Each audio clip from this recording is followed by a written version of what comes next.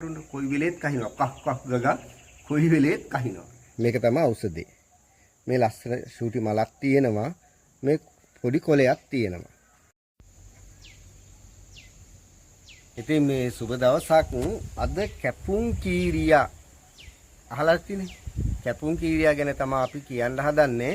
කැපුම් කීරියා කියන්නේ අපේ ජීවිතයට අත්‍යවශ්‍යම දෙයක්. හැබැයි ගෙවල් වල ගොඩක් අය කපල වීසි කරනවා දන්නේ නැහැ. ඉතින් ඒක ආශ්‍රිතව කරන්න තියෙන වටිනාම දෙයක් ගැන තමයි අපි මේ කියන්න හදන්නේ. හැබැයි ඊට කලින් තව දෙයක් කියනවා. දැන් පොසොන් එක එනවා ජූනි මාසේ 10. ඒතකොට 10, 11, 12, 13, 14, 15. මෙන්න මේ දවස් 6 මලියදේව මහරහතන් වහන්සේ පිරිනිවන් පාලා ධාතුන් වහන්සේලා තැන්පත් එකම චෛත්‍යයේ පිහිටි පුණ්‍ය භූමිය.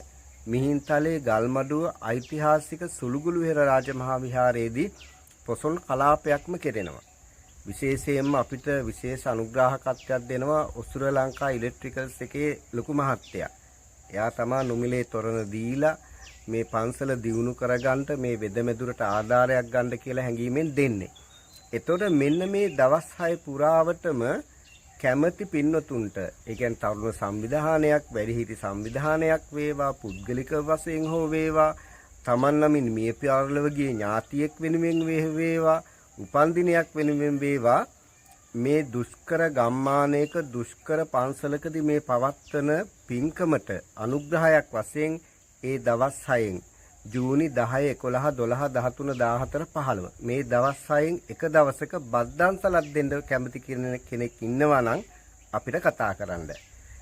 ඔන්න එහෙනම් මතක තියාගන්න බද්දන්සලක් දෙන්න මේ වගේ දුෂ්කර දුප්පත් ගම්මානයකට ඇවිල්ලා කැමති පින්වතෙක් ඉන්නවා නම් අපිට අමතන්න ඒක සංවිධානයකින් හෝ වේවා, ඒ වගේම පුද්ගලිකව හෝ වේවා, ජන්මදිනයක් වෙනුවෙන් හෝ වේවා, මියගිය කෙනෙක් මේ වෙනුවෙන් වේවා, ඔන්න කැමති පින්වතුන් කතා කරන්න දින 6ට 6 ගෝල්ලකට අවස්ථාව තියෙනවා. අපි දර වතුර වළං ඒවා ටික සපේනවා. ඉතින් දැන් අද මාතෘකාව කැපුම් කීරියා. මේ කැපුම් කීරියා කියන්නේ හරි වටින ඖෂධයක්. මේ තියෙන්නේ ඖෂධේ. මේක තමයි ඖෂධේ. මේ ලස්සන ශූටි මලක් තියෙනවා. මේ පොඩි කොලයක් තියෙනවා. එතකොට දැන් ගොඩක් අය කියනවා සෙම කියනවා, වීස් එක කියනවා, හතිය කියනවා, ඇදුම කියනවා. මේ නොඑක් ආදී වශයෙන් මේවා කියනවා. අවුවයි පොඩ්ඩක් හේවනකට යක්. මේකත් අරගෙන මෙයා. එතකොට අවුවින්දලා කලුනොත් ඒකත් ප්‍රශ්නයක් නේ. මේ තියෙන්නේ ඕන තරම් මේ තියෙනවා නේ. එතකොට මේකේ මෙන්න මෙහෙම කොළ කඩලා ගන්නවා. මේ විදිහට කොළ කඩලා අරගෙන මේ කිරිත් එනවා.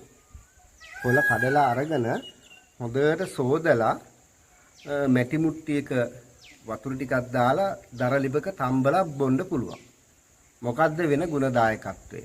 එකක් තමයි සුවසන නාලය සුවසන පද්ධතියම සැහැල්ලු කරනවා. සමහරු ඉන්නවනේ හැස් හෝස් ගගා හුස්ම ගන්න බෑ.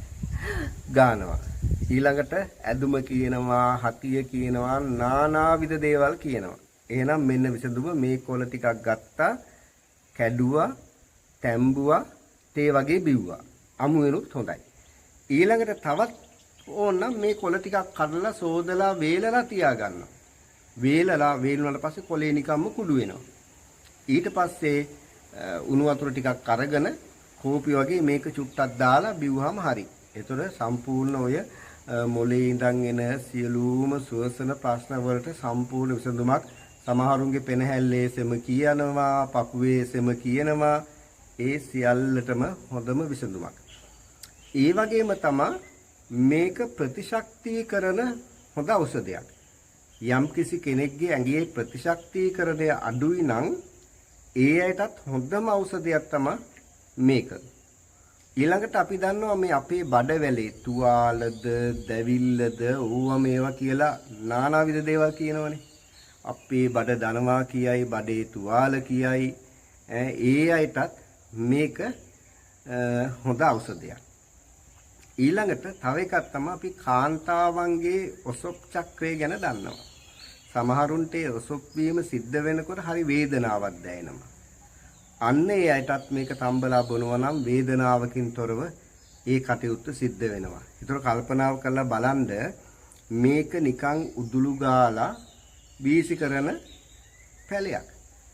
ඒ වුණාට ශ්වසන ආබාධ තියෙන, සෙම් රෝග තියෙන, හතිය කියන එක තියෙන, වීස් අනම්මනම් කියන එකට අර ඉන්හෙල ඇද පෙති ගිල කරල් ගිල දුක් විඳින්න ඕනේද? මේක තියෙනවා. බොහෝ මේ නිවර්තන කලාපවල මේක තියෙනවා. ඉතින් ඒක නිසා මේ ටිකක් කොළ කඩා ගන්න, පිරිසිදු කරන්න. හැම වෙලේම මේවා තම්බනකොට මැටි මුට්ටියක දර ලිපක තම්බන්න පුරුදු වෙන්න. තේ වගේ අනේ හකුරු කෑල්ලක් අරගෙන බොන්න. නිකම් බොන්නත් පුළුවන්, පොඩ්ඩක් කහට රහක් වගේ එන්නේ අප්පිරියාවක් නැහැ.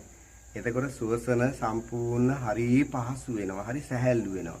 ඒ වගේම කල්පවතින කැස්සක් තියෙනවා සමහරුන්ට, කොයි වෙලේත් කහිනවා, කක් ගග කොයි වෙලේත් කහිනවා. ඒ ඇටත් හොඳයි.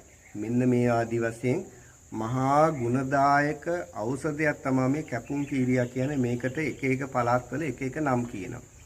ඒ නම් කොච්චර දේවල් කිව්වත් මෙන්න මේක තමයි සාකේ හඳුනගන්න. මේ චූටි ලස්සන මලක් තියෙන මේ චූට්ටම් මලක්. ඉතින් එතකොට මේක ඕන තැනක හොයාගන්න පුළුවන්. ඉතින් 7-5ක්වත් වියදම් කරන්නේ නැතුව, ඔය ඉන්හෙලර් ජරාව අදින්න නැතුව හොඳ කරගන්න පුළුවන් වටිනාම ඖෂධයක්. මේක පාවිච්චි කරනවා විතරක් නෙවෙයි, මේක පුළුවන් තරම් ෂෙයා කරන්න. මේ ශ්වසන ආබාධ තියෙන, සෙම් රෝග තියෙන, පපුවේ මහන්සිය කියන, ඒ වගේම බඩවැල් වල තුවාල තියෙන අය, ඊළඟට ඔය කාන්තාවන්ගේ ඔසොප් කාලෙදී අමාරු වෙන ගොඩාක් දෙනෙක් ඉන්නවා. ඉතින් ඒ අයට මහා සහනයක්. ඒ හින්දා මේක පුළුවන් තරම් ෂෙයා කරන්න මහා පිංකමක්. මොකද තවත් ලෙඩෙකුට ප්‍රතිකාරයක් කර ගැනීම. ඒ වගේම තමයි අමතක කරන්න එපා. සුළුගුළු වෙහෙර පේජ් එකටත් ඇඩ් වෙන්න. තව ඇඩ් වෙන්න කට්ටිය වැඩි වෙනකොට මේක ගොඩාක් දෙනෙකුට පේනවා. ඉතින් එතකොට ඒ හැම කෙනෙකුටම සහනයක් වෙනවා. එහෙනම් මේ ඖෂධය කරගන්න, තව කෙනෙකුට බලන්න ෂෙයා කරන්න පුළුවන් තරම්. ඒ වගේම තමයි සුළුගුළු වෙහෙර පේජ් එකටත් ඇඩ් වෙන්න. ජූනි මාසේ 10 වෙනිදා ඉඳන් 15 වෙනිදා දක්වා පැවැත්වෙනා වූ පොසොන් කලාපෙටත් දායක වෙන්න කැමති, උදව් කරන්න කැමති පින්වතුන්ත් අපිට කතා කරන්න. එහෙනම් හැමතෙම සුවදායි දවසක්, නිදුක් නිරෝගී සම්පන්නියෙන් පිරි ජීවිතයක්. ත්වන් සරණයි.